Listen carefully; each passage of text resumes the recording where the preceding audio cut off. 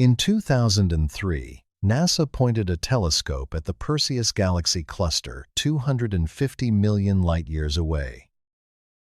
What they recorded was not light, it was sound.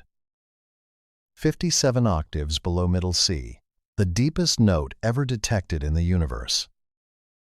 3 ancient traditions had been prescribing the human version of that frequency as a precise neurological protocol for more than 3,000 years. Dr. Andrew Fabian was not a mystic. He was a Cambridge astrophysicist, one of the most decorated X-ray astronomers in the world. In 2003, his team at the Chandra X-ray Observatory detected pressure waves propagating through the hot plasma of the Perseus cluster. Sound waves, in deep space, a frequency so low it takes 10 million years to complete a single oscillation. The note, B-flat, 57 octaves below what a pianist plays. When colleagues heard the finding, several said the same thing, unprompted. This is AUM. The Vedic tradition calls it Nada Brahma, the universe is vibration. The Mandukya Upanishad, written 800 BCE, opens, AUM. This syllable is all this. The ancient Egyptian tradition calls it Hu, the divine utterance through which the god Ptah spoke the world into existence. Sound is the creative force of reality itself. The Taoist tradition describes the primordial vibration as the first expression of the Tao. The Tao produced 1, 1 produced 2, 2 produced 3, 3 produced 10,000 things, and the medium through which the Tao first manifested was sound. 3 traditions, the same cosmological claim. The universe is not primarily matter. It is primarily vibration, and the human voice used in a specific way is a tool for tuning the brain to that same frequency. The common understanding is that space is silent. Sound requires a medium. The vacuum between stars carries nothing. But galaxy clusters are not vacuum. They contain vast regions of hot ionized plasma, dense enough to carry acoustic pressure waves. What NASA detected in Perseus was not a metaphor for sound. It was actual acoustic pressure propagating through 30,000 light-years of plasma. The frequency was B-flat. The Vedic tradition designated B-flat 432 Hz in human hearing range as the root frequency of AUM, the same note, 250 million light-years apart. The Mandukya Upanishad does not just call AUM sacred, it specifies the physics. A. The open throat, emergence, waking consciousness. U. The rounding of the mouth, sustaining, dream consciousness. M. The closing of the lips, dissolution, deep sleep, and then silence. The Upanishad calls it the 4th component, turiya, not a sound, the ground from which sound arises.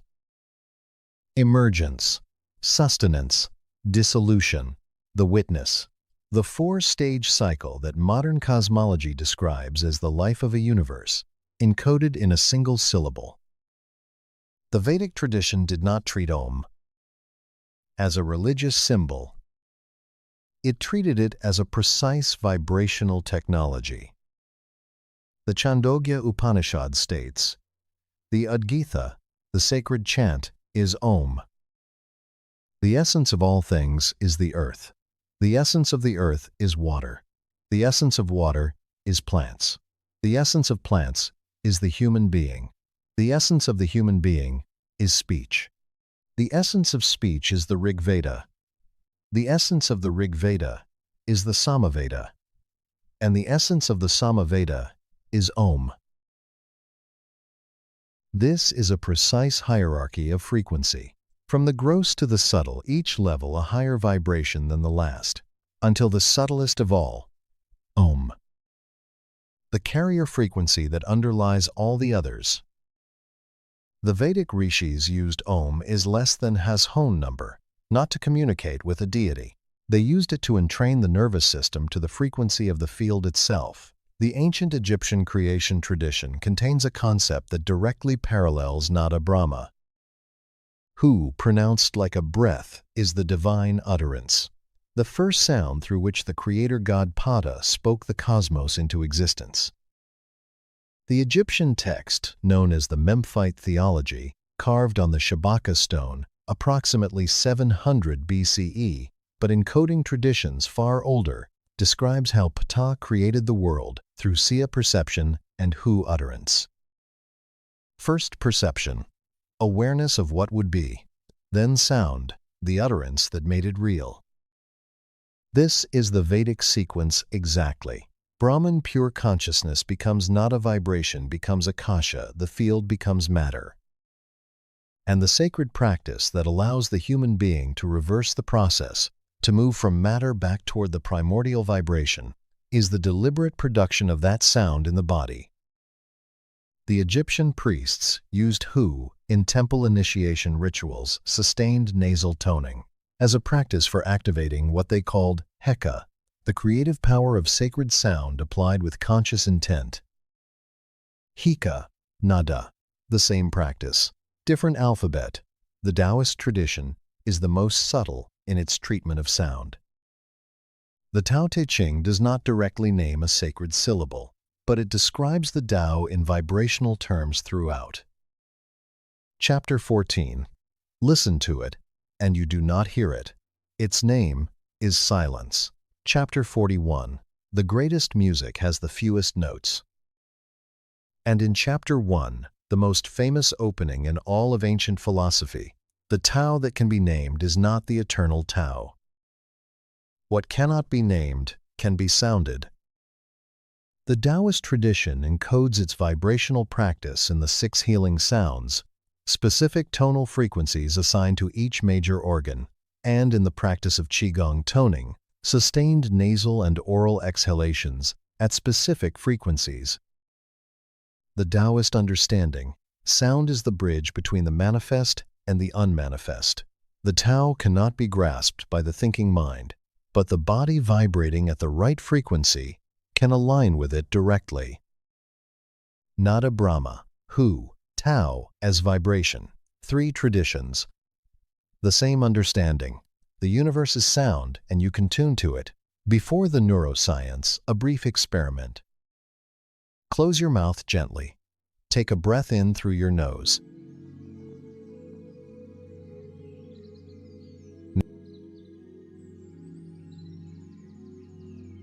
Now, on the exhale, allow a low, quiet hum. Just mm.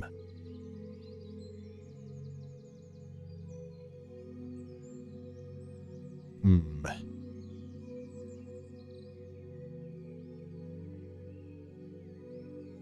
Notice what that vibration does in your body. The chest, the skull, the space behind the eyes, the sinus cavities resonating.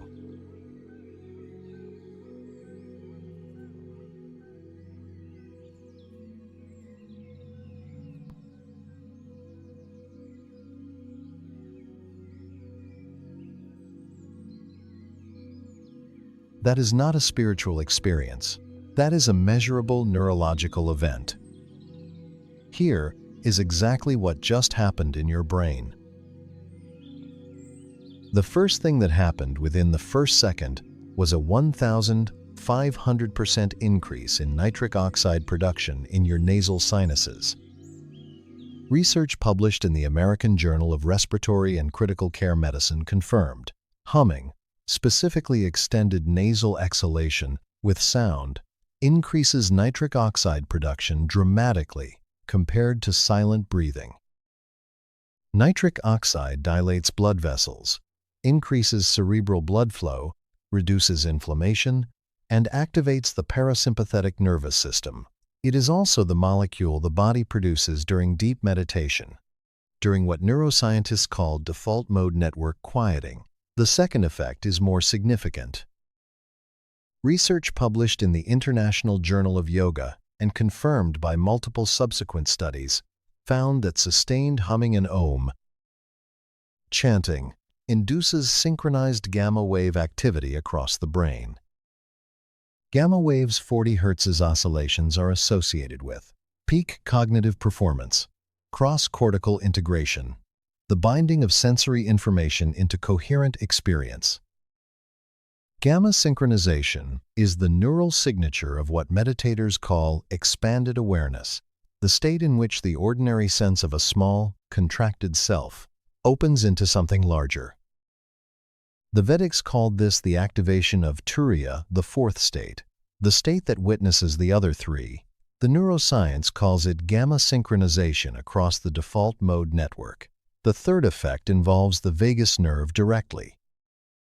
The auricular branch of the vagus nerve innervates the outer ear canal. When you produce a sustained hum, the vibration travels through bone conduction, directly to the cochlea and the auricular vagal branch.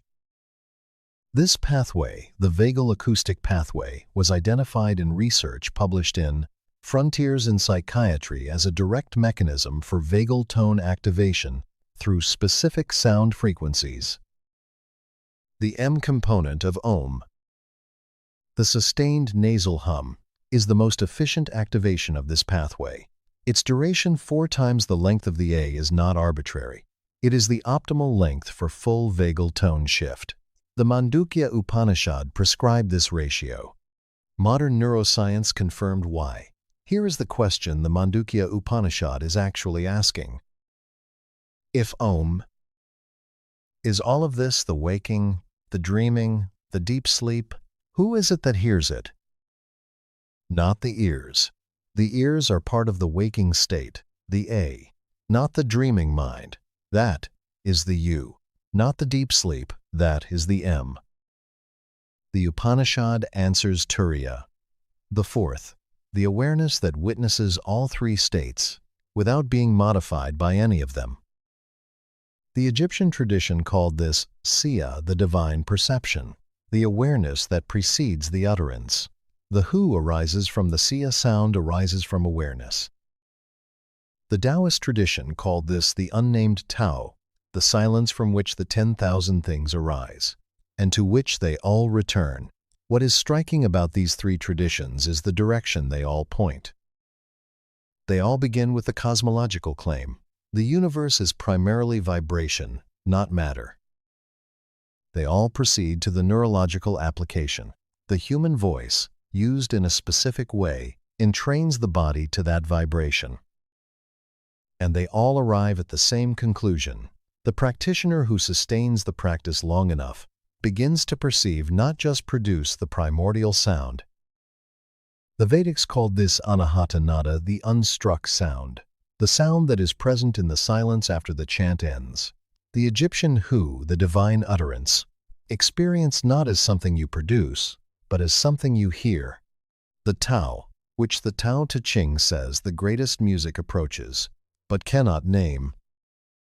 NASA recorded it in the Perseus cluster, 57 octaves below middle C, still propagating, still vibrating, 250 million light-years away. You are not a being inside the universe listening to it from outside. You are the universe at the point where it becomes aware of its own sound. The rishis in the forests of ancient India, the priests in the temples of Memphis, the Taoist sages in the mountains of China, and the astrophysicists at the Chandra Observatory in 2003 were all pointing at the same thing. Some turned their instruments outward into deep space. Others turned their attention inward into deep silence. Both found the same frequency. Om. This syllable is all this, including the one who hears it. We are going to chant Om. Now using the Upanishad's prescribed ratio, sit upright, hands resting on your thighs. Take one natural breath in through the nose.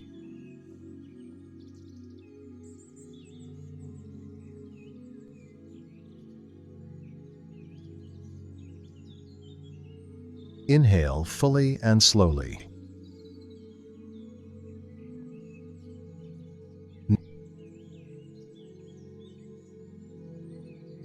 Now,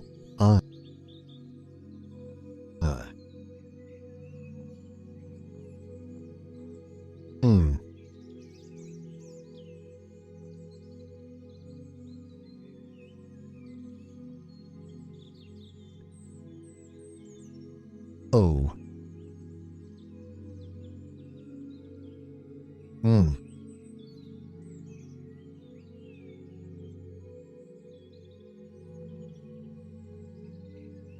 Now hold the silence.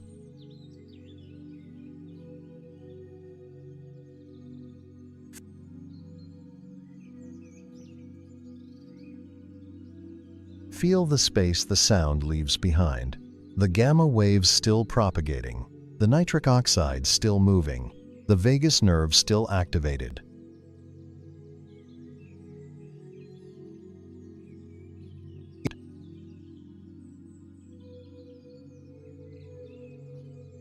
Inhale. O.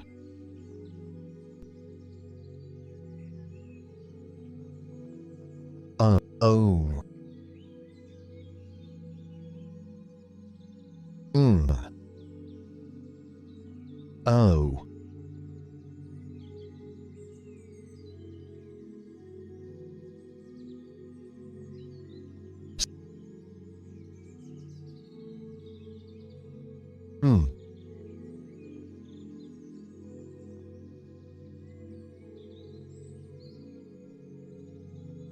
Silence.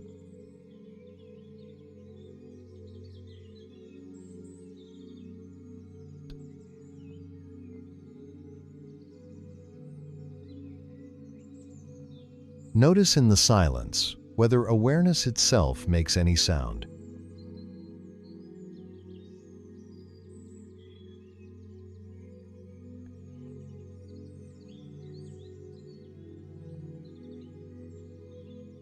Let your breath return to its natural rhythm.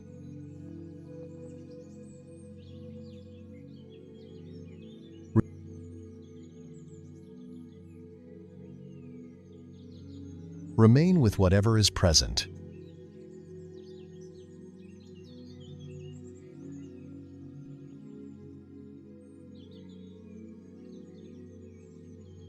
The Vedics called this Satchitananda being, consciousness, bliss. The Egyptians called this the presence of Sia, pure perception before the utterance. The Taoists called this Wu, the void that contains everything.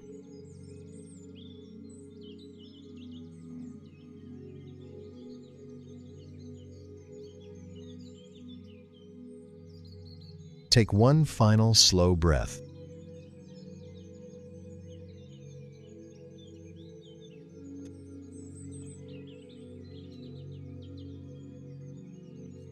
And gently return. Next time on Quantum Gnosis. Tesla spent decades chasing the unified field. Einstein spent 30 years searching for the equation. 5 ancient traditions had already written it down.